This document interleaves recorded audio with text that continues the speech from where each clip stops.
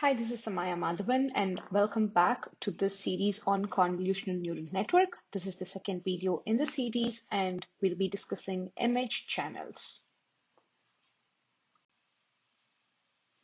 All right. I'll begin by giving you all a review of what we discussed in the first video within this series. We began by introducing what deep learning is, and then we moved on to discuss what an artificial neural network is, and then we discussed about what CNN is. So that was all the first part of the video. If you haven't checked it out yet, please do. In this video, we're going to step in to discuss about what an image channel is in detail. Let's move on.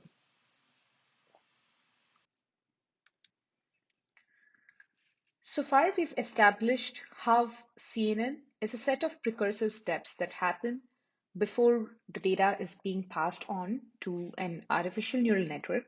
So if you observe this sequential diagram over here, image channels, convolution, pooling, and flattening are steps that happen within CNN. And then flattening, as you will see in the later videos, is essentially the step where the data that comes out of CNN is transferred to a format that would be compatible to a full connection, which is in other terms known as an artificial neural network. So that said, in this video, we're going to be first talking about image channels. So the first step in the process of making an image compatible with a CNN algorithm is to find a way to represent the image in a numerical format.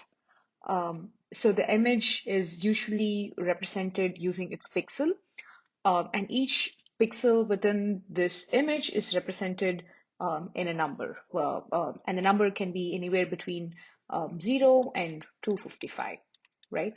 Um, so 0 is a number that would represent white, and then 255 is the number that would represent black, and then all the colors in between 0 to 255 would represent colors varying between white and black. That said, for a black and white image, this would be let's assume the image is an M cross N image. So you could represent these pixels in just a two-dimensional array, with each of these pixels being represented with a value that corresponds to this original black and white image. But if it were a color image, which it usually is, you'd get a three-dimensional array, as you see over here. And each pixel from the image is represented by its pixel value in three different channels. So if you were to look at this particular pixel, you see that it's being represented as 253 in the red channel, and 23 in the green channel, and 60 in the blue channel. So these combination of the red, green, and blue channel represents the color value within this input image. So that's generally how an image is represented. And you want to do this because you have to find a way to basically represent an original input image into some format of numbers so it can be consumed by your algorithm for processing. So the image is represented over here in a three-dimensional array with each channel representing red, green, and blue. So we're going to call this channel 1, channel 2, and channel 3. So now that we've successfully found a way to represent this input image in the format of numbers, and in this case, we have used the RGB pixel value representation, why can't we just directly stack these numerical values into an artificial neural network directly? So for example, an artificial neural network takes a 1 cross n size as its input. So for example, let's say this is our input matrix. And then let's assume this has maybe 2 layers, and these are just assumptions. And it's all fully connected.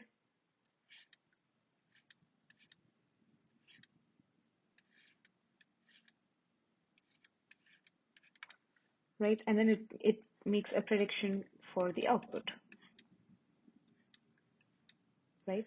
And then let's assume these are all fully connected as well. I'm not going to take the whole time to try and connect these, but you get the idea. So why can't we just take all these numbers from these three different matrix and just stack them up the way it is? So 253, 67, and then you go on to write all the values up to 115, and then come back to 144 and stack them up, and then do that all the way to 74, which is this value, and then repeat that for the green channel, and then repeat that for the blue channel. So this would be totally of size. So we are assuming that this Apple image is a 5 cross 5 pixel image, and we know that the RGB channel representation is 5 cross 5 cross 3, where 3 represents each of the red, green, and blue channel over here. So then our input, size would be 75. So the input representation would be 1 cross 75 to this ANN. So we could do that, right? But no, we can't do that because we have two potential problems. The first problem being, you see how this apple has a stem over here, and then just right below the stem, there is like an edge that's shown by a horizontal edge over here, and then there's a vertical edge over here. So what essentially I want you guys to notice over here is that each of these images contain pixel information from its neighboring cells that actually contribute to understand what this image is. So if you were to just take up these images and then stack them up, we are going to lose the neighboring information from each of these pixels. So that's problem number one. What's problem number two? Problem number two is probably slightly more obvious. This image, for the sake of understanding, we've assumed is a 5 cross 5 pixel valued image, but in reality, images are of much higher magnitude. So they range from anywhere like 128 by 128, and then for growing magnitudes from there. So the size of your artificial neural network is going to be huge, which means it's going to take a whole lot of time for this model to train. So we want to do two things. One thing is to downsize this image, but also the second thing is, at the same time, when you downsize, you want to essentially capture neighboring cell informations when you pass this information on to an artificial neural network. And that's why we begin by doing the subsequential steps, which are convolution and pooling, flattening, and full connection, as you will see in the future videos.